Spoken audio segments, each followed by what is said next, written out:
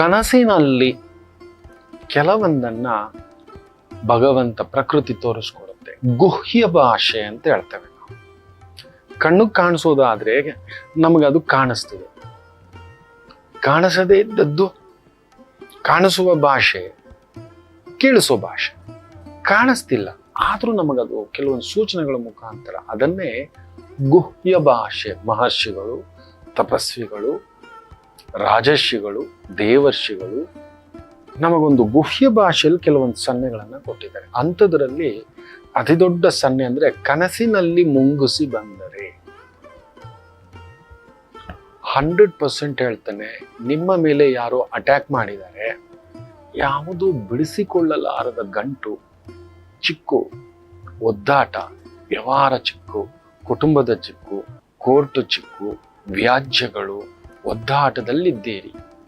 100% ಕನಸಿನಲ್ಲಿ ಮುಂಗುಸಿ ಬಂದರೆ ಇವುಗಳಿಗೆ ದಾರಿ ತೋರಿಸಿಕೊಡುತ್ತದೆ. ಈ ವ್ಯಾಜ್ಯಗಳು ದೂರ ಆಗುತ್ತೆ, ತೊಂದರೆ ದೂರ ಆಗುತ್ತೆ. ಯಾರೋ ಬಲಾಢ್ಯ ವ್ಯಕ್ತಿ ನಮ್ಮನ್ನ ತುಳಿಲಿಕ್ಕೆ ನೋಡ್ತಿದ್ದಾನೆ, ಚುಚ್ಚಲಿಕ್ಕೆ ನೋಡ್ತಿದ್ದಾನೆ, ಮೋಸ ಮಾಡ್ಲಿಕ್ಕೆ ನೋಡ್ತಿದ್ದಾನೆ, ಕಿತ್ಕೊಳ್ಳೋಕ್ ನೋಡ್ತಿದ್ದಾನೆ, ಅನ್ಯಾಯ ಮಾಡ್ಲಿಕ್ಕೆ ನೋಡ್ತಿದ್ದಾನೆ.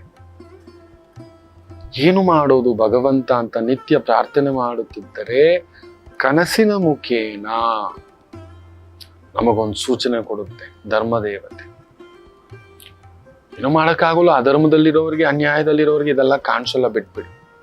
ನಿಮ್ಮ ಮಟ್ಟಕ್ಕೆ ನಿಮ್ಮದೊಂದು ಧರ್ಮ, ಪತ್ನಿ ಧರ್ಮ, ಪುತ್ರ ಧರ್ಮ, ಪಿತೃಧರ್ಮ, ಗುರುಧರ್ಮ, ವಿದ್ಯಾರ್ಥಿ ಧರ್ಮ, ಜ್ಞಾನ ಧರ್ಮ, ಉದ್ಯೋಗ ಧರ್ಮ, ಕರ್ಮ ಧರ್ಮ ಅನ್ನತಕ್ಕಂಥ ಭಾವಾರ್ಥದಲ್ಲಿ ಇದ್ದೀರಿ. ಖಂಡಿತ ಪ್ರಕೃತಿ ಕನಸಿನ ಮುಖೇನ ಅಲ್ಲೊಂದು ಮುಂಗುಸಿ ಬಂದಿದೆ, ಉಡಿಸ್ಕೊಂಡು ಹೋಗ್ತಿದೆ, ಏನನ್ನೋ ಕಾಣಿಸ್ತಿದೆ, ಎದುರಿಸ್ತಿದೆ, ನಿಂತಿದೆ ಅನ್ನತಕ್ಕಂಥದ್ದಾದರೆ ಖಂಡಿತ ನಿಮ್ಮ ಒಂದು ಶತ್ರುವಿನ ಧ್ವಂಸವಾಗುತ್ತೆ. ಯಾರೋ ಆಫೀಸಲ್ಲಿ ಒಂದು ಸಣ್ಣ ಕೆಲಸ ತುಳಿತಿದ್ದಾನೆ, ಇನ್ಕ್ರಿಮೆಂಟ್ ಕೊಡ್ತಿಲ್ಲ, ಪ್ರಮೋಷನ್ ಕೊಡ್ತಿಲ್ಲ, ಯಾವ ಮಟ್ಟಕ್ಕೆ ಒತ್ತಡ ಆಗ್ತಿದ್ದಾನೆ ಅಂದ್ರೆ ನಾವು ಕೆಲಸ ಬಿಟ್ಬಿಡ್ಬೇಕು, ಇಲ್ಲ ಬೇರೆ ಕಡೆ ಟ್ರಾನ್ಸ್ಫರ್ ಆಗ್ಬಿಡ್ಬೇಕು, ಆ ರೀತಿ ಒತ್ತಡ.